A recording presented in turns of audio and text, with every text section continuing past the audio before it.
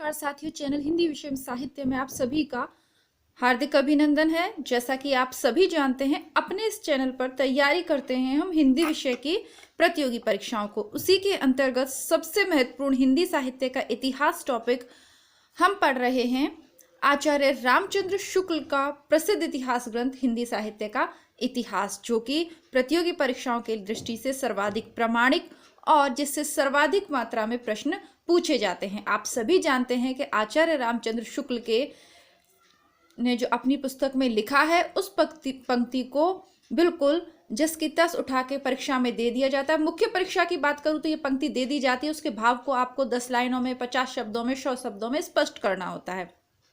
साथ ही नेट परीक्षा में आपने सभी ने मेरे साथ लगातार पुराने पेपर आप यदि सॉल्व करते आए हैं तो आप स्वयं जानते होंगे कि आचार्य रामचंद्र शुक्ल से सर्वाधिक प्रश्न पूछे जाते हैं। और यदि आपको नहीं समझ में आता है कि इनसे कैसे प्रश्न पूछे जाते हैं, सीधी पंक्ति तो पूछी जाती है, अन्य प्रश्न जैसे रहीम के संबंध में पूछा है, प्रिय प्रवास के संबंध में पूछा है, बहुत से उदाहरण हैं। कल भी मैंने आपको रहीम पढ़ाते समय समझाया था।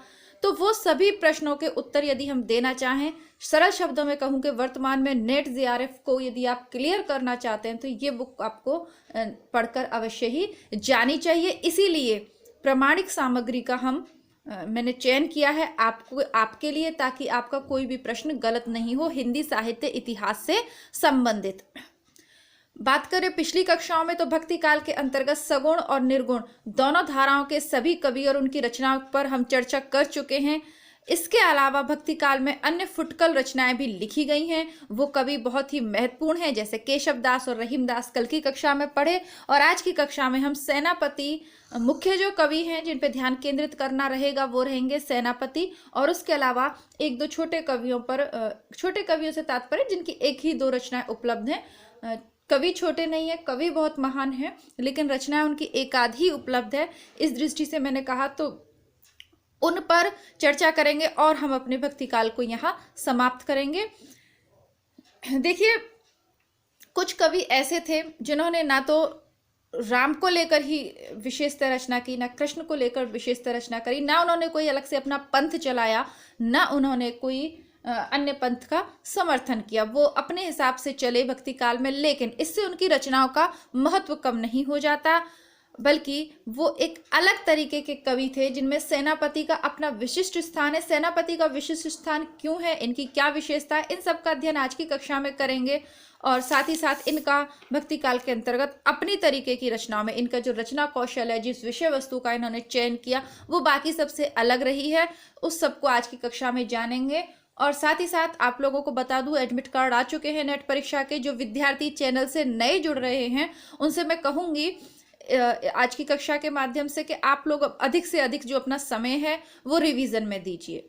ठीक है, जो आपने पढ़ लिया बहुत है, और जो छूट गया है अगर आप के पास उसके नोट्स वगैरह हैं तो आप तैयारी कीजिए, कवर करने की कोशिश कीजिए। और यदि नहीं हो पा रहा है तो चिंता बिल्कुल नहीं करनी है, घबराना बिल्कुल भी नहीं है। बस पुराने पेपरों में यदि सारे आपने कर लिए हैं, बहुत अच्छी बात है। कोशिश कीजिए कि आप सभी प्रश्न पत्र जो पुराने हैं हल कर पाएं। इसके अलावा अलग से जो मैंने आपको क्रम अनुसार लगाने वाली रचनाओं वाले प्रश्न किए हैं वो आप अवश्य करें। कुल मिला के जो कहने का मेरा संक्षिप्त में यदि कहूँ तो आप लोग प्लेलिस्ट जरूर चेक कीजिएगा। ठीक है, वहाँ नित्य नई सामग्री, हो सकता है आपका कोई वीडियो छूट जाए, वहाँ आपको मिल जाएगी। आप अपने स्तर पे देख लीजिए कि कौन से टॉपिक छूटे हुए हैं, वो आप वहाँ से कर सकते हैं। आइए शुरू करते हैं हमारी आज की कक्षा। सेनापति ये अनूप शहर के रहने वाले कान्य कुब्ज ब्राह्मण थे। इनके पिता का नाम गंगाधर, पितामह का परशुराम और गुरु का नाम हीरामणि दीक्षित था। जन्म काल था 1676। विशेषतः इससे कोई फर्क नहीं पड़ता कि पिता का नाम क्या था, लेकिन जन्म काल से फर्क पड़ता है यदि सेनापति को कई बार क्रमानुसार वाले प्रश्नों में पूछ लिया गया है। ठीक है, तो उसके लिए यदि आपको जन्म काल याद है तो आप आसानी से उनको लगा पाएंगे। सभी क्रमानुसार लगाने वाले प्रश्न प्रकाशन वर्ष के अनुसार लगा के नोट्स की फॉर्म में प्लेलिस्ट बना दी है मैंने, आप चेक कर लीजिएगा वहां से। आगे बढ़ते हैं। ये बड़े ही सहृदय व्यक्ति थे। ऋतु वर्णन तो इनके जैसा और किसी श्रृंगारी कवि ने किया ही नहीं है। जैसा कि मैंने कहा कि ये भक्ति काल में अपनी एक विशेषता थी जिसके कारण ये अन्य कवियों से अलग थे, तो वो दुर्लभ विशेषता इनमें थी ऋतु वर्णन। सेनापति का ऋतु वर्णन बहुत ही प्रसिद्ध है। ठीक है। एक होता है प्रकृति वर्णन, दूसरा होता है ऋतु वर्णन। थोड़ा चीजें एक ही हैं, जब आप बोलोगे पर मैडम प्रकृति ऋतु एक ही बात है, लेकिन ये व्यापक दृष्टि से जब देखेंगे तो लेकिन आपको सूक्ष्म रूप में ये ध्यान रखना है। ऋतु वर्णन, प्रकृति वर्णन तो उसमें अपने आप ही समाविष्ट हो गया, लेकिन ऋतुओं का वर्णन है। शरद ऋतु के वर्णन पे इन्होंने बहुत सारे पद कहे, ग्रीष्म ऋतु का बहुत ही सूक्ष्म वर्णन इन्होंने किया है। एक एक पद उदाहरण के स्वरूप शुक्ल जी ने भी यहाँ पे प्रस्तुत किए हैं। सावन का इन्होंने बहुत ही सूक्ष्म वर्णन किया, सबने किया है। आप कहोगे कि इन्होंने क्या, प्रकृति वर्णन के अंदर बहुत कवियों ने किया है, लेकिन दो दो तीन तीन दोहे लिख के छोड़ दिए हैं, या उनमें उतना लालित्य नहीं है। इनके जो दोहे हैं बहुत ही मधुर हैं और लोगों में अक्सर उस मौसम में गाए जाने वाले थे, इतने प्रसिद्ध हैं। रामचरितमानस की भी कुछ पदों को लेकर इन्होंने रचना की है, वो भी बहुत ही सरल और रोचक है। अभी आगे पद आएंगे तब मैं आपको समझाऊंगी, लेकिन जो याद रखना है आपको, जो प्रश्न पूछा जाता है और जो पूछा जाएगा आपसे, वह है सेनापति का क्या प्रसिद्ध है। जब उसमें वर्णन के 3-4, तो जिस प्रकार सूरदास ने वात्सल्य रस में श्रेष्ठता हासिल की है, ठीक है, जिस प्रकार सुमित्रानंदन पंत छायावादी युग में प्रकृति वर्णन के लिए प्रसिद्ध हैं, उसी प्रकार सेनापति अपने ऋतु वर्णन के लिए प्रसिद्ध हैं। ये ध्यान देना है और हमेशा ध्यान रखना है। आगे बढ़ते हैं। इनके ऋतु वर्णन में प्रकृति निरीक्षण पाया जाता है। पद विन्यास भी इनका ललित है, अर्थात मधुर है, कोमल है। कहीं कहीं विरामों पर अनुप्रास का निर्वाह और यमक का चमत्कार भी अच्छा है। सारांश यह है कि यह अपने समय के बड़े भावुक और निपुण कवि थे। अपना परिचय इन्होंने इस प्रकार दिया, वही पद है जिसका ऊपर मैं पढ़ के आई हूँ। दीक्षित परशुराम दादा हैं विदित नाम, जिनकी ने जग जाके विपुल बड़ाई है। गंगाधर पिता गंगाधर के समान जाके, गंगा तीर बसती अनूप जिन पाई है। महाजान मान विद्या दान हूं मैं चिंतामणि, हीरा मानी दीक्षित ते पाई पंडिताई है। एक बात मैं आप लोगों से कहना चाहूंगी, बहुत कम स्टूडेंट्स ऐसे हैं जो वीडियोस को पूरा देख रहे हैं, है ना। और मैं फिर आपसे लौट के यही कहूंगी कि अब आप चाहे इसको पढ़ लीजिए, ये असिस्टेंट प्रोफेसर भर्ती परीक्षा के समय देखें, बुक ये आपको पढ़नी ही पड़ेगी, तो प्लीज़ थोड़ा सा वीडियो को लास्ट तक देखें धैर्यपूर्वक, है ना। आप असिस्टेंट प्रोफेसर बनने जा रहे हैं, किसी छोटी मोटी परीक्षा की तैयारी आप नहीं कर रहे कि सिर्फ उठाया आपने और नोट्स के सहारे आप पास हो जाएंगे, तो वो वर्तमान समय में पॉसिबल नहीं है। हाँ, आज से 8-10 साल पहले की यदि बात होती तो कोई गाइड या वो भी मैं सजेस्ट कर देती कि नेट परीक्षा उससे पास हो जाएगी, पर वर्तमान में संभव नहीं है। पुराने पेपरों से ये स्पष्ट है, आप देख लीजिएगा। सेनापति सोए सेनापति के प्रसाद जाके, सब कवि कान है कान दे सुनत कविताई हैं। नीचे वाली पंक्ति पर ध्यान केंद्रित करेंगे। सब कवि कान दे सुनत कविताई हैं, यानी उनकी कविताई, यानी सेनापति अपने लिए कह रहे हैं कि उसकी कविता इतनी अच्छी है कि सभी कवि दान देकर सुनते हैं। शुक्ल जी इस संबंध में क्या कहते हैं कि इनकी गर्वोक्ति खटकती नहीं, उचित जान पड़ती है। जब यहाँ पे थोड़ा सा गर्व की भाव है कि वो अपनी ही कविता के लिए कह रहे हैं कि सब कवि ध्यान देकर उनकी कविता को सुनते हैं। अब शुक्ल जी कहते हैं कि ये उचित ही है, इनकी कविता के मामले में गर्वोक्ति इनकी नहीं जान पड़ती। जैसे कि जब कबीर का वर्णन हमने पढ़ा था, तो कबीर की भाषा में अक्खड़पन, कबीर की भाषा में क्या है, अक्खड़पन है, चुभती हुई बात कबीर कहते हैं, वो चीज सेनापति में नहीं देखने को मिलती। अपने जीवन के पिछले काल में ये संसार से कुछ विरक्त हो चले थे। जान पड़ता है मुसलमानी दरबारों में भी इनका अच्छा मान रहा, क्योंकि अपनी विरक्ति की झोंक में इन्होंने कहा है। कोई भी कवि, कोई भी सहृदय व्यक्ति जो किसी चीज से जब आप प्रेम करते हो ना, आपके प्रेम के विषय अलग अलग हो सकते हैं। प्रकृति आपके प्रेम का विषय हो सकती है, ईश्वर हो सकता है, कोई व्यक्ति हो सकता है, लेकिन जब आपका प्रेम पराकाष्ठा पर पहुंचता है ना कहीं आपको उसमें ईश्वर के दर्शन होने लगते हैं। और जब आप ईश्वर से साक्षात्कार करने लगते हैं, दर्शन भी न माने, जब आप परम सत्ता को जानते हैं, इस संसार के सत्य को जानते हैं, जब आप जानते हैं कि हम केवल कठपुतली की जैसे ही हैं जिन्हें ईश्वर चला रहा है, इससे ज्यादा हमारा अस्तित्व कुछ नहीं है, तो फिर इस संसार से विरक्ति होने लगती है। क्योंकि आप एक कोमल भाव से किसी को प्रेम कर रहे हो और सामने वाला जब आपके साथ छल कपट करता है, जो कि संसार का नियम है, तो फिर विरक्ति हो जाती है। ये भी कारण है, कुछ उम्र बढ़ने पर भी ज्ञान की प्राप्ति होती जाती है, तो फिर संसार से विरक्ति आती है। जैसे कि सुमित्रानंदन की पंत की बात करें तो अंत में वो अरविंद दर्शन की ओर बढ़ गए थे। आधुनिक काल के कवियों में यदि मैं बात करूं, धीरे धीरे सब लोगों में मतलब पलायन की प्रवृत्ति से नहीं कह सकते, लेकिन ये कहेंगे कि सत्य का आभास उन्हें हो जाता है, जीवन के सत्य का। ऐसे ही इन्होंने मुसलमानी दरबारों में इनका अच्छा मान था, ठीक है, लेकिन फिर भी इन्होंने क्या कहा है सेनापति जी ने, देखते हैं। कह तो कारो कोई पय कर लिखो ही ताते, दूसरी ना होए और सोई ठहराई है। आधी ते सरस बीत गई है बरस, अब दुर्जन दरस बीच रस न बढ़ाइए। चिंता अनुचित धरु धीरज उचित, सेनापति हुए सुचित रघुपति गुण गाइए। चिंता जो है बिल्कुल अनुचित है, धीरज को धारण करना है। सेनापति कहते हैं सुचित से होकर अच्छे चित से रघुपति के गुण गाइए। जैसे मैं आपसे कहना चाहूंगी, यदि अभी तक भी आपकी परीक्षा की तैयारी आपको लग रहा है कि उस स्तर की नहीं है जैसा आप करना चाह रहे थे, तो घबराने की कोई बात नहीं है। धीरज को धारण करिए और रघुपति या अपने आराध्य देव का नाम लेकर अपनी परीक्षा की तैयारी में जुट जाइए। बाकी सब कुछ ईश्वर देख लेगा, ठीक है।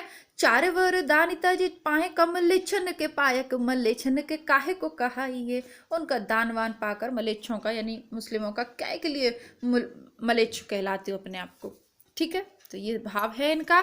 शिव सिंह सरोज में लिखा है, इन्होंने क्षेत्र संन्यास ले लिया था।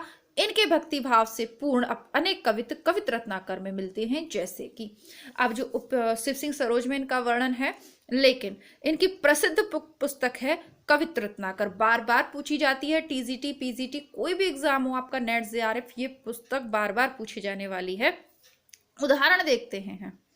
भक्ति भाव से भी पूर्ण पद मिलते हैं, जैसा कि मैंने कहा कि जब आप किसी भी चीज से अत्यधिक प्रेम करते हैं ना, तो फिर आपकी जो प्रेम है ना, वो एक श्रद्धा, सामने वाले व्यक्ति को आप एक श्रद्धा की भावना से देखने लग जाते हैं। जैसा कि मैंने कहा, व्यक्ति भी हो सकता है, वस्तु, कुछ भी चीज है, मतलब प्रेम। अब उसमें ये सब चीजें नहीं होती कि ये होना चाहिए, वो होना चाहिए, उसको ऐसा होना चाहिए, वैसा होना चाहिए, ये सांसारिक व्यापार है। प्रेम में ये सब नहीं होता। प्रेम में सामने वाला जैसा है बस उससे प्रेम है। प्रेम है तो है, उसका कोई कारण नहीं है कि क्यों प्रेम है, बस है। तभी कहते हैं ना प्रेम अंधा होता है, तो बस वही चीज है। अब उसमें भक्ति की जब भावना का समावेश होने लगता है, तब सेनापति जी ने लिखा है कवित रत्नाकर, इनकी पुस्तक याद रखिएगा। दूसरी पुस्तक है काव्य कल्पद्रुम। दोनों ही इनकी पुस्तक के प्रसिद्ध हैं, पर कवित रत्नाकर विशेषतः प्रसिद्ध है।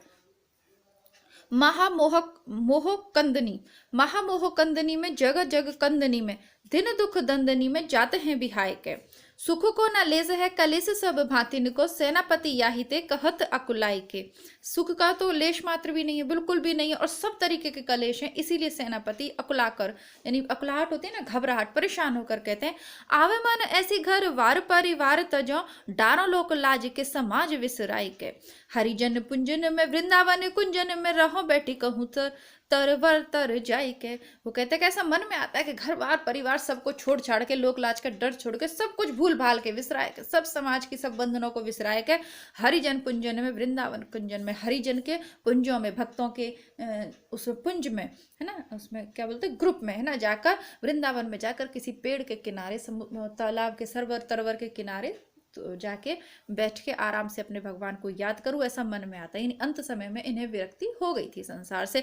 यद्यपि इस कवित्व में वृंदावन का नाम आया है, पर इनके उपास्य इनके राम ही जान पड़ते हैं, क्योंकि स्थान पर इन्होंने सियापति, राम आदि नामों का ही स्मरण किया। कवित रत्नाकर इनका सबसे पिछला अर्थात पुराना ग्रंथ जान पड़ता है, क्योंकि उनकी रचना संवत 1707 में हुई है। ये दोहा इस संबंध में प्रसिद्ध है। कवित रत्नाकर को यदि का भी आप देख लीजिएगा 1706 में। दो चीजें आपको इसमें से लिख लेनी है। एक तो इनका जन्म हुआ है 1646 में, और कवित रत्नाकर का समय माना है इन्होंने 1706 में, ठीक है। अब ये आगे देखते हैं। इनका एक ग्रंथ काव्य कल्पद्रुम भी प्रसिद्ध है। जैसा कि पहले कहा जा चुका है, इनकी कविता बहुत मर्म स्पर्शनीय, रचना बहुत ही प्रौढ़ और प्रांजल, जैसे एक और इनमें पूरी भावुकता थी, वैसे ही दूसरी ओर चमत्कार लाने की पूरी निपुणता भी। तो ये विशेषता है इनकी, इसको आप हाईलाइट करेंगे या नोट कर लीजिए जहां आपने सेनापति को लिख रखा है। हाँ, देखिए चमत्कार के बारे में कल हमने केशव के विषय में जब अध्ययन किया था, केशव दास के विषय में काफी कुछ कहा है। शुक्ल ने उन्हें कठिन काव्य का प्रेत तक कह दिया है। अलंकारों की अत्यधिक जो उन्होंने उपयोग किया है, चमत्कार पूर्ण उक्तियां कही हैं इसलिए। लेकिन सेनापति के विषय में उन्होंने नहीं कहा है। क्यों? क्योंकि इनमें एक और पूरी भावुकता थी। इनके काव्य में भी चमत्कार की कमी नहीं है। श्लेष की सुंदर छटा है, एक ही दोहे में दो दो अर्थ निकलते हैं। अनुप्रास का उपयोग है, लेकिन भावुकता भी है। श्लेष का ऐसा साफ उदाहरण शायद ही और कहीं मिले, है ना। तो इसमें देखिए इसमें जो सेनापति का ये पद है, इसमें दाता और सूम, जो लेने वाला और देने वाला, दोनों के गुणों को एक ही पंक्ति में कहा है। यानी प्रत्येक पंक्ति का आप दो दो अर्थ निकाल सकते हैं। नाही नाही करे थोड़ी मांग सब देन का है, मंगन को देख पट देत बार बार है ना। जिनके मिलत भली प्राप्त की घटी होत, सदा शुभ जन मन भावे निर्धार है। भोगी हुए रहत विलस तब के मध्य, कन कन जोरी दान पाठ पर वाह है। सेनापति वचन की रचना निहार, देखो दाता और सूम दो किन्हें एक सार हैं। तो वो कहते हैं सेनापति के वचन की रचना को निहारिए। यदि आपका ध्यान नहीं जा रहा है तो ध्यान दीजिए मेरी रचना पर। सेनापति कहते हैं ये विशेषता है कि दाता और सूम दोनों किन्हें एक सार हैं, दोनों को मैंने एक बराबर कर दिया है, अर्थात एक पंक्ति में दोनों को मतलब उसी में एक पंक्ति के माध्यम से कर दिया है। जैसे कि थोड़ा सा इसको हाईलाइट कर लिएगा, दो तीन लाइनों को। पट देत बार बार है ना, मतलब जल्दी से कहते ना एकदम चटपटे। पट देत बार बार यानी दरवाजा, पता ना पट लगा लिए, पट दे दो मतलब दरवाजा बंद भी कर लेते हैं। पट का मतलब चीर पट बसन, तो वो कपड़े का दान देते हैं, पट से जल्दी से बार बार देते हैं। तो इस तरीके से इन्होंने स्पष्ट किया है। भाषा पर शुक्ल जी आगे कहते हैं, भाषा पर ऐसा अच्छा अधिकार कम कवियों का देखा जाता है। इनकी भाषा में बहुत कुछ माधुर्य ब्रज भाषा का ही है, संस्कृत पदावली पर अवलंबित नहीं है। अनुप्रास और यमक की प्राचुरता होते हुए भी कहीं भी भद्दी कृत्रिमता नहीं आने पाई है, जो कि केशव में देखने को मिलती है। इनके ऋतु वर्णन के अनेक कवित्व बहुत से लोगों को कंठस्थ हैं। जैसा कि मैंने कहा कि इतने सरस ये लिखते थे कि लोगों को ये कंठस्थ हो जाया करते थे। जैसे वर्तमान में गाने कंठस्थ है ना, तो उस समय रामचरितमानस की चौपाइयाँ और ये जो सुंदर सुंदर रचनाएं थी ये लोगों को याद थी। रामचरित संबंधी कवित्व भी बहुत ही ओजपूर्ण हैं। इनकी रचना के कुछ नमूने दिए जाते हैं। अब रामचरित संबंधी जो ओजपूर्ण है कवित्व, वो उदाहरण पीछे के पेज पे मैं आपको पढ़ाऊंगी। यहाँ पर शुक्ल जी इनकी रचनाओं के कुछ उदाहरण दे रहे हैं।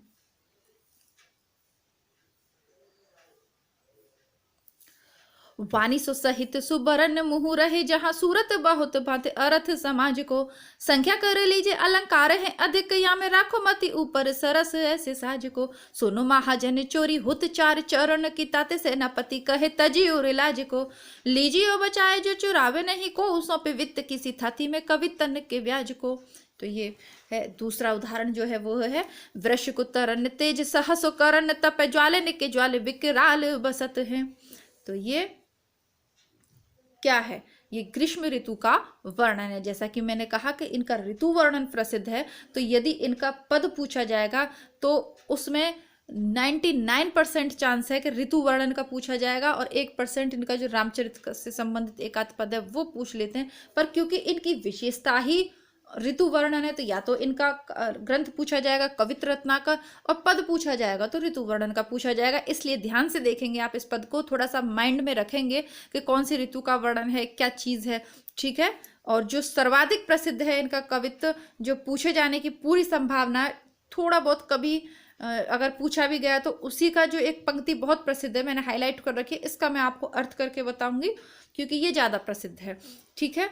और इसका जो रचना शैली है, मतलब इसकी थोड़ा सा अलग तरीके का ही अपना कवित्व है, तो वो मैं आपको अर्थ सहित बताऊंगी। सभी के अर्थ करवाना संभव नहीं है, ये आप भी जानते हैं। अब जैसा कि मैंने आपसे कह दिया कि ये ग्रीष्म ऋतु का वर्णन है, तो थोड़ा सा ध्यान, वैसे जो लोग जैसा कि मैंने कहा कि इन सबको हम अपनी पिछली कक्षाओं में पढ़ आए हैं, है ना। ये ऋतु वर्णन सेनापति के पद लगे ही होते हैं, लेकिन थोड़ा सा भूल भी गए हों तो मैंने आपका ध्यान केंद्रित किया। ये ऋतु वर्णन है ग्रीष्म ऋतु का। अब दोबारा से देखते हैं। वृष को तरन तेज सहसो करनी तपे, ज्वालिनी के जाल विकराल बरसत है ना, ज्वालाओं के विकराल जाल बरसते। तचत धरनी जग झुरत झुरन, सिरी छहा को पकर पंथी पंछी विरमत है। सेनापति नेक दुप हरि ढर कत होत, धमका विषम जो न पात खर कत है। मेरे जान पौन सिरे ठोर को पकर, काहू घर एक बैठे काहू धाम वितवत है। तो ग्रीष्म ऋतु का वर्णन किया है। अब ये देखिए, अब ये जो चतुर्मास के जो समय माना जाता है हमारी भारतीय संस्कृति में, चतुर्मास का समय होता है ना, हम ऐसा मानते हैं कि 4 मास के लिए कोई भी शुभ काम नहीं होंगे। देवशयनी एकादशी से लेकर देव उठनी एकादशी जो अभी आने वाली है, तब तक हमारे यहाँ शुभ कार्य प्रतिबंधित से होते हैं ना। कहते हैं कि भगवान विष्णु सो गए हैं। अब इस महीने में बीच में कोई भी शादी विवाह नहीं होगा। वर्षा ऋतु के ये 4 मास होते हैं। अब इन 4 मासों का वर्णन कितने सुंदर शब्दों में सेनापति जी कर रहे हैं, सुनिएगा। सेनापति उनय नए जलद सावन के, चारहु दिशा ने घूमरत भय तो के। जो नए जलद है ना, जलद क्या होता है, जलद होता है बादल। तो जो बादल है, जो नए सावन के जो नए बादल हैं, चारों दिशाओं में पानी से भरे हुए घुमड़ रहे हैं। आवाज आती है ना गड़गड़ाहट की, तो वो वाली उसका वर्णन कर रहे हैं। महसूस कीजिएगा, ध्यान कीजिएगा थोड़े मन में कि आप लेटे हुए हैं स्वच्छ आकाश के नीचे एकदम, और ऐसा अंधेरा छा जाता है दिन में, है ना। अब तो इतने सारे मकान हैं, फ्लैट सिस्टम है कि कुछ पता ही नहीं चलता। पूरे दिन फ्लैट्स में लाइट जलानी पड़ती है, देर तो पता ही नहीं चलता दिन हो रही है कि रात नहीं हो रही, वो एक अलग बात है। लेकिन ये प्रकृति के उसमें है, तो थोड़ा सा महसूस कीजिएगा कि एकदम घोर अंधेरा छा जाए, सावन का मौसम है। और तो कैसे बादल होंगे, ये जो सफेद सफेद बादल उड़ते हैं, ऐसे बादल नहीं होते, सावन के बादल होते एकदम काले काले, दिन में भी रात का आभास आपको होने लग जाता है। सेनापति उन्हें नए जलद सावन के, चारहु दिशा ने घूमरत भर तो के। शोभा सर साने न बखाने जात, कहु भांति आने हैं पहाड़, मानो काजर के ढोए के। बहुत ही प्यारी पंक्ति है और विशेषता भी है। सेनापति का नाम आए तो आने हैं पहाड़, मानो काजर के ढोए के, ये पंक्ति आपको मिल जाएगी सेनापति के साथ साथ। शोभा सर साने न बखाने जाती, जिनकी जो शोभा है वो किसी भी प्रकार से मुझसे वर्णित नहीं हो पाती, ऐसा लगता है मानो। मालंकार है, काजर के पहाड़, काजल होता है, उसके पहाड़ ढो के आ रहे हैं, यानी ऐसा लग रहा है इतने काले बादल हैं, इतने जल से भरे हुए काले बादल हैं जो बरसने के लिए तत्पर हैं। ऐसा लग रहा है जैसे कि काजल के पहाड़ उड़ के आ रहे हो। घन सो गगन छपो, बादलों से गगन छुप गया है। घन से गगन छपो, तिमर सघन भयो, तिमिर यानी अंधेरा, सघन भयो। देखिए ये इनकी विशेषता, घन सघन, ठीक है, कितना सुंदर सुंदर। शोभा सरसाने, अनुप्रास की छटा देखिए। घन सो गगन छपो, तिमिर सघन भयो, अंधेरा गहरा हुआ, देखी ना परत, मानो रवि गयो खोए के। और ऐसा कुछ भी दिखाई नहीं पड़ता, ऐसा लग रहा है मानो मालंकार रवि गयो खोए के, सूरज अब खो गया है। 4 मास भरी श्याम निशा को भरम मानी, मेरे जाने या ही तेरा हत हरि सोए के। विद्यापति कहते हैं कि 4 मास में इतने ये बादल हैं, ऐसा लगता है निशा को भरम माने, रात्रि का भ्रम जान के, दिन में भी रात्रि का भ्रम हो जाता है। इसीलिए मुझे ऐसा लगता है कि हरि इसी भ्रम के कारण जाके सो गए हैं। अगर भगवान विष्णु को भ्रम हो गया है दिन में रात का, 4 मास तक भ्रम हो जाता है, इसीलिए वो सो गए, क्योंकि उनको समझ ही नहीं आता दिन कब है रात कब है।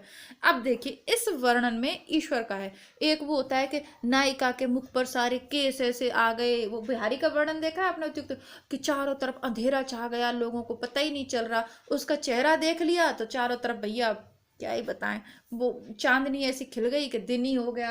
और नायिका के तब क्या ही बोलो, चलो छोड़ो, आप समझदार हो, समझ गए होंगे। कुल मिला के इन वर्णनों की तुलना बिहारी के उस वर्णनों से नहीं हो सकती, है ना। चलिए, बहुत ही प्यारा सा है, इसको आप याद भी रखें। थोड़ा सा अच्छे अच्छे दोहे आप याद रखिए, अच्छे अच्छे दोहे कहिए। आपको अच्छे अच्छे दोहे आते हो तो मेरे साथ शेयर कीजिए, ठीक है। परीक्षा हो जाने दीजिए, उसके बाद शेयर कर लीजिए, कोई बात नहीं है, लेकिन कीजिए। यदि परीक्षा नज़दीक है, परीक्षा से 5-10 दिन पूर्व वीडियो देख रहे हैं तो कोई दिक्कत नहीं है, लेकिन परीक्षा में उपयुक्त समय तो प्लीज़ अपने विचार कमेंट बॉक्स में लिखिया करिए ना यार। आपको क्या आप अनुभव करते हैं इनको, क्या आपको समझ में आ रहा है, क्या पहले भी आपने इसी तरीके से पढ़ा है या मेरे साथ ही पढ़ रहे हैं, या आपकी कोई प्रिय मैडम जो मेरे इसको सुन के आपको याद आती हों कि उन्होंने इतना अच्छा पढ़ाया था, BA में आपने इतने विस्तार से पढ़ाया, या केवल मेरे साथ ही। इतनी सारी दुनिया भर की बातें आप लोग कमेंट बॉक्स में लिखेंगे तभी तो आप जान पाएंगे ना, लेकिन आप लोग लिखते नहीं हो, है ना। चलिए आगे बढ़ते हैं। तो हमने पढ़ लिया, ग्रीष्म ऋतु का वर्णन पढ़ लिया और सावन का प्यारा सा वर्णन पढ़ लिया। अब कौन सी ऋतु आई है, आई ऋतु पावस। हाँ, तो अब वर्षा ऋतु आ गई है। दूरी जदुराई से न पत्य सुखदाई, देखो आई ऋतु पावस न प्रेम आई ऋतु पावस न प्रेम पत्तियां। अब वर्षा की ऋतु आ गई। अब प्रेम से भली पत्तियां यानी चिट्ठी पत्री न मिले तो क्या फायदा वर्षा ऋतु का। धीरे जल धर की सुनत धुन धर की धर के सुहागन की छोए बरी छत्तियां। आई सुधवर की ही में टफी, चुप रहो, कोई नहीं आया। आई सुधीवर की हिया में आ निखर की सुमर प्राण प्यारी। अब मैं इसको 1 सेकंड रुकिएगा, आप लोग, मैं इसे चुप करा के आती हूँ।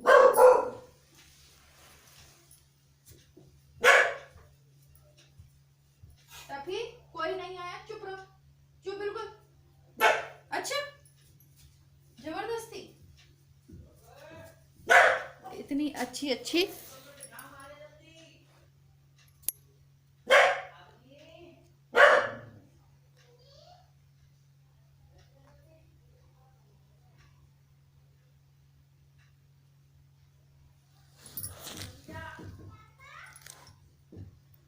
धीरे जले धर की सुनत धुनि धर की औदहक दर की सुहागन की छोबरी छतियां। वर्षा ऋतु का वर्णन है। आई सुधीवर की प्रियतम की याद आई, हियम आन खर की खटका सा हो गया। सुमरी प्राण प्यारी वह प्रीतम की बत्तियां, बीती औधी आवन की लाल मन भावन की, डग भई बावन की सावन की रतियां। सावन की रातें हैं, वर्षा ऋतु है, जैसा कि कहा चतुर्मास का वर्णन है। बाली को सपुत कपिकुल पुरहुत रघुवीर जुक भूत, दूत भारी रूपी विकराल को, युद्ध मद गाड़ो पाव रोपी भयो ठाड़ो सेना, पति वाले बाड़ो रामचंद्र भूपाल को। कच्छप कहल रही कुंडली टहल रही, दिग्गज दहली त्रास परोचक चाल को। पाँव के धरते अति भार के परत भयो, एक ही परत मिली सपत पताल को। 1 मिनट आप रुकिएगा, बस थोड़ा सा खेद है, अभी आती हूँ।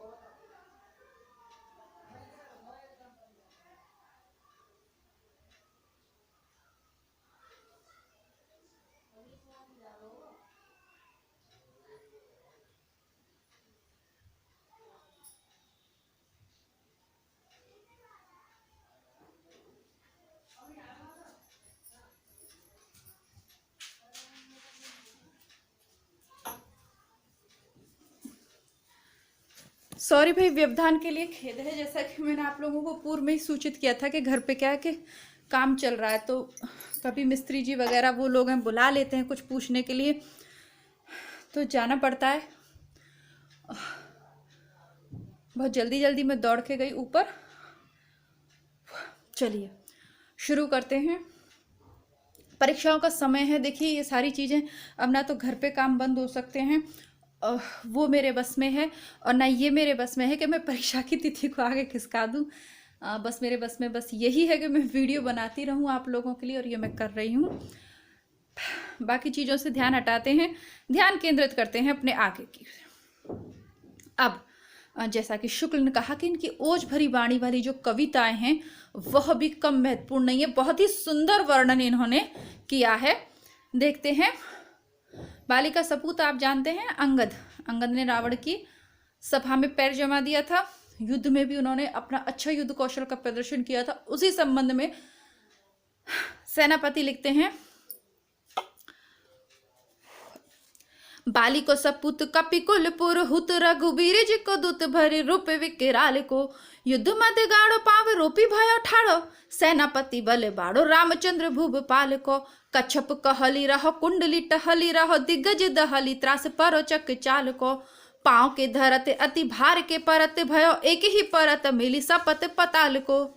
तो ये उनके वर्णन है। ओज भाषा का इसमें प्रयोग है। थोड़ा सा उच्च स्वर में इसका गान किया जाता है। अच्छे से यदि भाव विभोर होकर से गाया जाए तो बहुत ही सुंदर पद ये गाने में आते हैं। जैसा कि मैंने आपको कहा कि राग रागनियों का हमें परिचय नहीं है, तो हमें नहीं पता चलता। बेटी पानी की बोतल पकड़ा ना। हमें नहीं पता चलता कि कौन से राग के साथ किसको गाया जाना है, लेकिन कुल मिला के पढ़ के अच्छा लगता है इनका। उसको तो एक मधुर भावना तो आती ही है यदि भाव से पढ़ा जाए तो।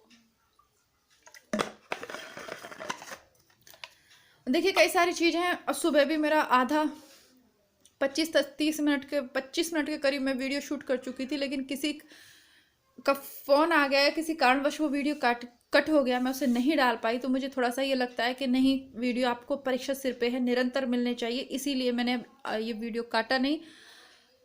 इसको पूरा करते हैं। रावण को वीर सेनापति रघुवीर जी की आयो है शरण, छाड़ता है महाअंध को। अब कौन आया था रघुवीर जी की शरण? उस महाअंधे को छोड़ के कौन आया था? विभीषण आए थे। तो उसी का वर्णन है। रावण को वीर सेनापति रघुवीर जी की आयो है शरण, छाड़ता है महाअंध को। मिलत ही ताको राम कोप है, कोप के करी है ओप, नाम जो दूर जन दालन दीन बंध को। देखो दान वीरता निदान, एक दान ही में दीने दोहु दान को। बखाने सत्य संग को कौन बखान सकता है? लंका 10 कंदर की दीनी है विभीषण को, शंका विभीषण की सो दीनी 10 कंद को। जो लंका है 10 कंदर की, वो किसको दे दी? रघुवीर ने विभीषण को दे दी, दान कर दी अपने मन में। और शंका जो थी विभीषण के हृदय की, वो किसको दे दी? वो रावण को दे दी। तो ये इनकी काव्य की ये जो है बहुत दुर्लभतम काव्य है। सेनापति का भी वर्णन जब पढ़ते हैं ना इनके पदों को अलग से, तो बहुत ही अलग प्रकार का वर्णन इनका मिलता है ना, मन रमता है इनको पढ़ने में।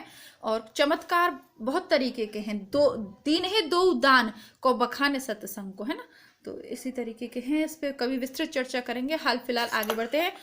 सेनापति जी के भक्ति प्रेरित उद्गार बहुत अनूठे और चमत्कार पूर्ण है। जैसा कि हम पढ़े आए, अपने कर्म करी हो ही निभाओगे, तो हो ही करतार, करतार तुम काहे के वाला प्रसिद्ध कवित इनका ही। अपने कर्म करी हो ही निभाओगे, तो हो ही करतार, करतार तुम काहे के, है ना। तो ये वाला जो प्रसिद्ध कवित है, ये भी सेनापति जी का है। तो देख लीजिए, इसके आधार पर आप जान सकते हैं कि किस प्रकार इनके जन सामान्य में पद प्रचलित थे। कि शुक्ल जी ने पूरा कवित ना देकर भी बताया कि ये वाला कवित भी इनका है। पुहकर कवि हैं, प्रतापपुर जिला मैनपुरी के ये रहने वाले थे। ठीक है, अब इसके विषय में जानने को कुछ नहीं है, बस इनका एक रस रतन नामक एक ग्रंथ है जो 1673 में लिखा है। इसमें रंभावती और सूरसेन की प्रेम कथा है। दोहा चौपाई शैली है। जायसी आदि सूफी शाखा के कवियों ने ही इस प्रकार की पुस्तकें लिखी हैं, पर उनकी परिपाटी बिल्कुल भारतीय नहीं थी। इस दृष्टि से रस रतन को हिंदी साहित्य में एक विशेष स्थान मिलना चाहिए। ठीक है, अब जो जायसी वगैरह ने जो वर्णन किया था वो अलग तरीके का था, और इनकी जो पद्धति थी वो इस्लामिक थी, इनकी भारतीय थी। अतः इसको हिंदी साहित्य में रस रत्न को एक स्थान मिलना चाहिए। आपकी परीक्षा के लिए बस इतना उपयुक्त है कि आप पुहकर कवि की रस रत्न रचना को याद कर लीजिएगा। ठीक है, चलता मेमता हस्ती झुमंत मत्ता मनु बदला श्याम सड़े चलमता, तो ये इनका उदाहरण है, पूछा नहीं जाता, इसको छोड़ देते हैं हम। पढ़ना चाहें तो वीडियो को रोक के आप पढ़ सकते हैं। थोड़ा सा मैं आपको दिखा देती हूँ अच्छे से इसको, और तो आप पढ़ सकते हैं। बाकी आगे बढ़ते। सुंदर, सुंदर के नाम से कंफ्यूज नहीं होता है, नहीं होना है। सुंदर दो हैं, एक निर्गुण के अंतर्गत हमने सुंदरदास को पढ़ा था, निर्गुण शाखा में जो सर्वाधिक पढ़े लिखे थे उनमें, और ये सुंदर ये दूसरे वाले सुंदर है फुटकल रचना में। इनका जो है सुंदर श्रृंगार यह ग्रंथ बहुत प्रसिद्ध है। सिंहासन बत्तीसी 12 मासा ये भी इनका है, लेकिन सुंदर का सुंदर श्रृंगार ग्रंथ विशेषतः प्रसिद्ध है। ग्वालियर के ब्राह्मण थे और शाहजहां के दरबार में सुनाया करते थे। अब जो मैं क्यों बता रही हूँ आपको, तुलसीदास को हमने पढ़ा था, अकबर के समकालीन थे। अब हम कहाँ पहुंच गए हैं? सुंदर तक आते आते हम शाहजहां पर पहुंच गए हैं। ठीक है, तो हिस्ट्री की बात करें तो अकबर से होते होते हम शाहजहां पर, जहांगीर तक से होते हुए शाहजहां पर हम पहुंच गए हैं। ठीक है, अकबर का सलीम था जो भी है, तो अब हम शाहजहां तक पहुंच गए हैं। अब ये कभी भी उसी प्रकार चलते चलते, तो यानी कि हम भक्ति काल के अंत और रीति काल के प्रारंभ की ओर अग्रसर हो रहे हैं।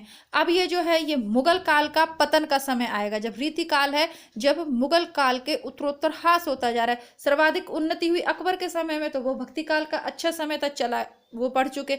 अब शाहजहां के बाद ये औरंगजेब तक आते आते, दारा शुकोर, इन लोगों तक आते आते, अब जब रीति काल के अंत में पढ़ेंगे तो आधुनिक, रीति काल के बाद आधुनिक काल आएगा, तो मुगल काल के पतन का समय आएगा रीति काल में। ये थोड़ा सा चीजें हिस्ट्री से कनेक्ट करते हुए माइंड में रखिए, तो प्रश्नों के उत्तर देते में गलती नहीं होगी। और परिस्थितियां वगैरह उतनी ही जरूरी है। प्रश्न पूछा गया है 17 या 18 के पेपर में। ठीक है, तो जुलाई 18 वाले में पूछा गया, 17 के दोनों पेपर देख लीजिएगा, आपको प्रश्न मिल जाएगा। प्रश्न इसी तरीके से पूछा गया, रीति काल मुगलों के उत्तरोत्तर ह्रास और पतन का समय था या क्या था। यानी कि परिस्थितियों पर भी ध्यान केंद्रित करना है। मैं ऐसे ही आपको ये पुस्तक पूरी पढ़ाने नहीं बैठ गई हूँ, है ना। मुझे पता है मार्केट में बहुत सस्ती सी ये पुस्तक मिलती है, लेकिन मैं ये भी जानती हूँ कि अधिकतर विद्यार्थी इस पुस्तक को नहीं पढ़ते हैं। आप लोगों के जो कमेंट्स हैं कमेंट बॉक्स में अवश्य लिखा करिए ताकि थोड़ा सा उत्साहवर्धन हो। और अब बढ़ते हैं आगे। बादशाह ने पहले इन्हें कविराय की और फिर महाकविराय की उपाधि दी थी। 1688 में इन्होंने श्रृंगार सुंदर नामक एक सुंदर श्रृंगार नामक एक नायिका भेद का ग्रंथ लिखा। अब ये भक्ति काल का अंत है तो इसमें नायिका भेद वाले ये ग्रंथ लिखे जाएंगे, क्योंकि रीति काल की ओर हम अग्रसर हो रहे हैं। शुद्ध भक्ति काल वाला जो उधर कृष्ण राम वाला है वहां ये ग्रंथ आपको नहीं मिलेंगे इस तरीके के। काके गए बसन पलटी आए बसंसु मेरो कछु बसन रसन उर लागे हैं, इस प्रकार इनका शब्द चमत्कार पूर्ण एक उदाहरण यहाँ पर दिया है। अगले कवि दिए हैं लालचंद या लक्षोदय, मेवाड़ के महाराणा जगत सिंह की माता जामवंती जी के प्रधान श्रवक हंसराज के भाई डूंगर सिंह के पुत्र थे। 1700 में इन्होंने पद्मिनी चरित्र लिखा। इसकी विशेषता क्या है कि जायसी ने कथा का जो रूप लिखा वो इस कथा में बहुत जगह अलग है, भेद है। जायसी ने हीरामन तोते के द्वारा पत्नी का वर्णन सुनकर बताया रत्न सेन का मोहित होना, पर इसमें भाटों द्वारा एक बार की घर से निकल पड़ने के कारण यह बताया गया कि पटरानी प्रभावती ने राजा के सामने जो भोजन रखा उन्हें पसंद नहीं आया। इस पर रानी ने चिढ़कर कहा कि ठीक है भोजन अच्छा नहीं लगता तो कोई पद्मिनी ब्याह लाओ, ठीक है। तो इस पर रतन सेन ये कहकर उठ खड़ा हुआ, राणा हूं तो रतन सी पर्णो पद्मिनी नारी। राजा समुद्र तट पर जा पहुंचा। ओगढ़नाथ सिद्ध ने अपने योग बल से उसे सिंगलदीप पहुंचा दिया। वहां राजा की बहन पद्मिनी के स्वयंवर की मुनादी हो रही थी और बस यहीं पर ये पद्मिनी को पराक्रम दिखाकर प्राप्त कर लेता है। जायसी के व्रत से और भी कई बातों में भेद है। इस चरित्र की रचना गीति काव्य के रूप में समझनी चाहिए। सूफी रचनाओं के अतिरिक्त भक्ति काल के अन्य आख्यान काव्य के विषय में अब हम पढ़ेंगे। तो अब हमने पढ़ लिया है। अब अंत में ये जो शुक्ल जी हैं वो हमें बता रहे हैं कि अन्य आख्यान काव्य कौन कौन से लिखे गए भक्ति काल में। सूफी रचनाओं के अतिरिक्त अन्य आख्यान काव्य जिनमें कथाएं थी वो कौन कौन से लिखे गए। तो आश्रयदाता राजाओं के चरित्र काव्य तथा ऐतिहासिक या पौराणिक आख्यान काव्य लिखने की परंपरा हिंदुओं में बहुत प्राचीन काल से चली आती थी। वैसी पद्य कल्पित कहानियां लिखने की नहीं थी। तो राजाओं के आख्यान लिखे जाते थे, युद्धों का सुंदर और सजीव वर्णन। जैसे कि हम जानते हैं कि चंद्रवरदाई कहीं ना कहीं पृथ्वीराज के साथ युद्ध लड़ने गए थे, तो शुद्ध लिखा जाता था, यानी जो सच है वही लिखा जाता था। लेकिन हिंदुओं में पदवद कल्पित कहानियां लिखने की प्रथा नहीं थी। ऐसी कहानियां मिलती हैं पर बहुत कम। इसका अर्थ ये नहीं है कि प्रसंग या व्रतों की कल्पना की प्रवृत्ति कम थी। ऐसी कल्पना किसी ऐतिहासिक या पौराणिक पुरुष या घटना का कुछ कभी कभी अत्यंत अल्प सहारा लेकर खड़ी की जाती। कहीं कहीं तो केवल कुछ नाम ही ऐतिहासिक या पौराणिक रहते थे, सारा वृत्त कल्पित रहता, जैसे ईश्वरदास कृत सत्यवती कथा। आत्मकथा का विकास भी नहीं पाया जाता। केवल जैन कवि बनारसीदास का अर्धकथानक मिलता है। नीचे मुख्य आख्यानों का उल्लेख किया है जो ध्यानपूर्वक हमें पढ़ने हैं, परीक्षा में पूछे जाते रहे हैं।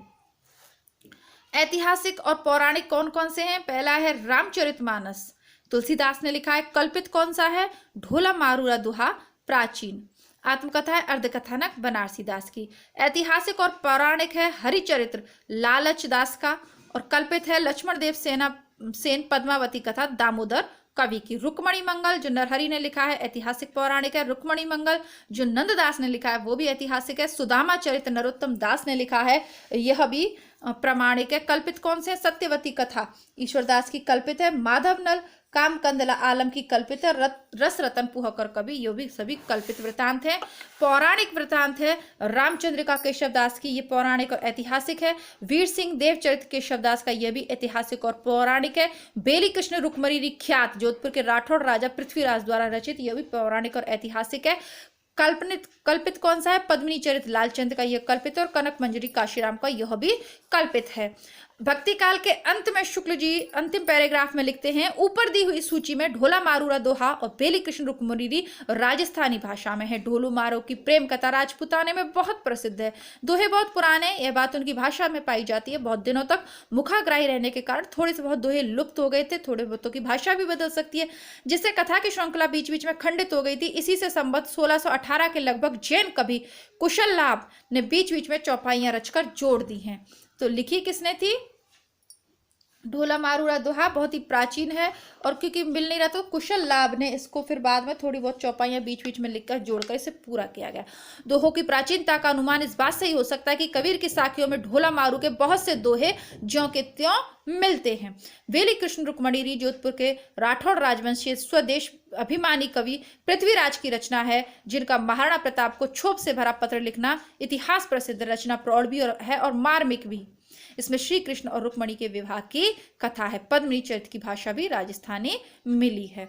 तो यानी कुशल लाभ की जो ढोला मारू का ख्यात का आप उसको देते हो ना श्रेय, कुशल लाभ को मूलतः इन्होंने नहीं लिखी, इन्होंने सिर्फ कुछ उसके जो बीच के पद गायब हो गए थे उसको जोड़ जोड़ के लिख दिया गया है। ठीक है, तो इसी के साथ साथ आज भक्ति काल की हमारी समाप्ति हो गई है और आज क्या है, शरद पूर्णिमा है। तो पूरे 9 दिन, पूरे नवरात्रों के 9 दिन से लेके दशहरा सक्र के शरद पूर्णिमा तक हम इस भक्ति रसधारा में खूब भाव विभोर हुए, अच्छे अच्छे पद हमने पढ़े। चलिए किसी भी भांति से ईश्वर का स्मरण तो हमने किया, राम का नाम तो आया। तो अब तक की जितनी भी गलतियां हुई हैं, जो कुछ गलत अच्छा बुरा हमने किया, उस सबको ईश्वर क्षमा करें।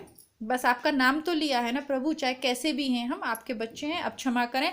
परीक्षा में हमें सफलता दिलाएं, जिस भाव से भी भजा तो है ना आपको, भली परीक्षा के लिए सही, परीक्षा में आप सभी को ईश्वर सफलता दिलाए। हम सभी अपनी अपनी परीक्षाओं में, चाहे जीवन की कोई भी परीक्षा हो, सफलता प्राप्त करें, ऐसी मैं मंगल कामना करती हूँ। और अब कल की कक्षा में रीतिकाल को विस्तार से पढ़ेंगे, लेकिन थोड़ा सा परिचय आज की कक्षा में भी हम प्राप्त कर लेते हैं। रीतिकाल को थोड़ा सा शुरू कर देते हैं, 5-1 मिनट का इंट्रोडक्शन वीडियो मैं आपको देती हूँ, उसके बाद कल की कक्षा में इसको पढ़ेंगे। ठीक है, उत्तर मध्यकाल शुरू में ही मैंने आपको अवगत करवा दिया था। देखिए आप लोग नेट परीक्षा क्लियर कर लीजिए, फिर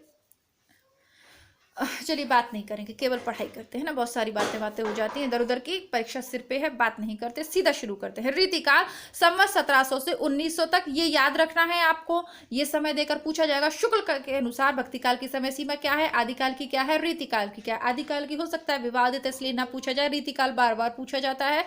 1700 से 1900 सीधा सा समय है। उत्तर मध्यकाल है, जैसा कि मैंने आपको कहा, मध्यकालीन मुगल इतिहास के पतन का ये शुरू हो जाएगा, यहाँ से थोड़ा थोड़ा नीचे की ओर, अवसान की ओर जाएगा मुगल काल। उत्तर मध्यकाल के नाम से भी हम भक्ति का रीतिकाल को जानते हैं, पूर्व मध्यकाल के नाम से हम भक्ति काल को जानते हैं। अब थोड़ा सा इसको देखते हैं।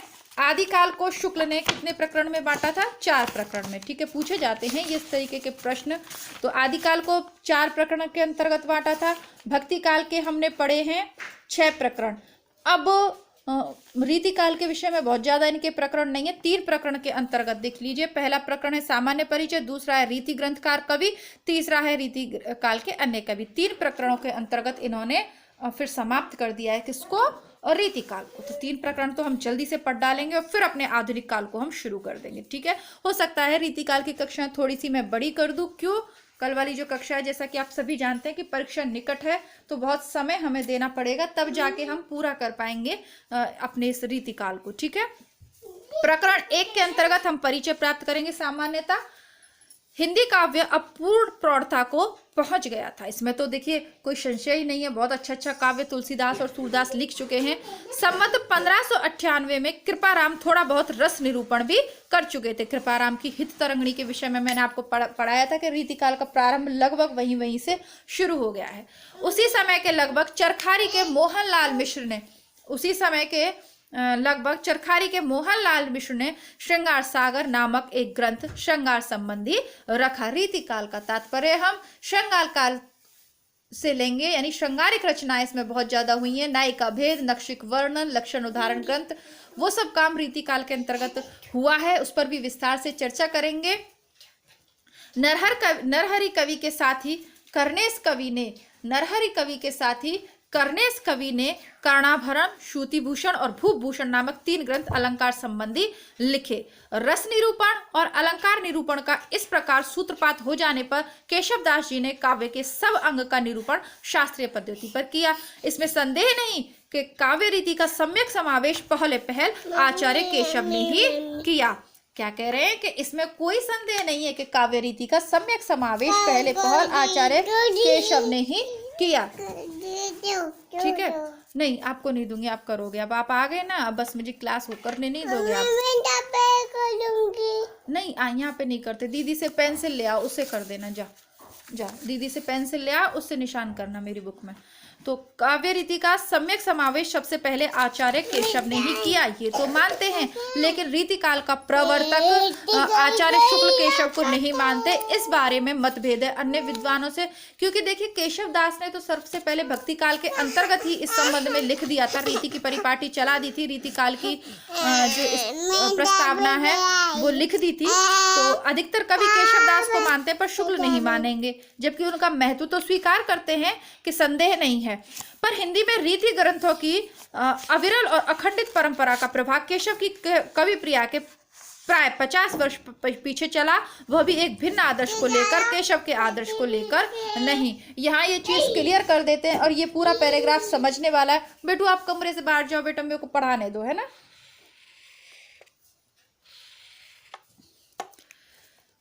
दोबारा से देखते हैं इसको, क्योंकि ये छोटी छोटी चीजें जो आपके यदि समझ में आ गई ना, तो परीक्षा से लेके, मुख्य परीक्षा से लेके क्या इंटरव्यू तक में आप कभी उलझेंगे नहीं और सटीक जवाब दे पाएंगे, समझ पाएंगे कि सामने वाला पूछ क्या रहा है, उसका उत्तर क्या देना। देखिए शुक्ल जी कहते हैं, इसमें संदेह नहीं है कि काव्य रीति का सम्यक समावेश सबसे पहले पहल आचार्य केशवदास ने ही किया, पर किंतु परंतु सब कुछ पर हिंदी में रीति ग्रंथों की अविरल और अखंड परंपरा का प्रभाव केशव की कवि प्रिया के प्राय 50 वर्ष पीछे चला, और वह भी एक भिन्न आदर्श को लेकर, केशव के आदर्श को लेकर नहीं। ये भक्ति काल में भी वो हमें पढ़ा के आ चुकी हूँ, आपको कक्षा में स्पष्ट करेंगे रीति काल के अंतर्गत कि कवि प्रिया में रीति काव्य के जो तत्व हमें अवश्य मिलते हैं। शुक्ल जी ये मानते हैं कि पहले पहले केशवदास में मिलते हैं। सबसे पहले तो कृपाराम की रस निरूपण किया हित तरंगणी में, लेकिन केशवदास ने कवि प्रिया में सर्वांग सभी रसों, सभी अंगों का निरूपण करने की कोशिश की।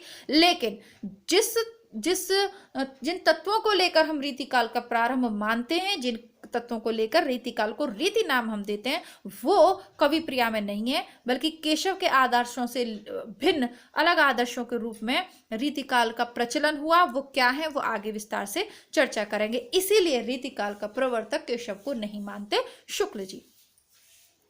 आगे शुक्ल जी लिखते हैं, केशव के प्रसंग में यह पहले ही कहा जा चुका है कि वे काव्य में अलंकारों का स्थान प्रधान समझने वाले चमत्कारवादी कवि थे।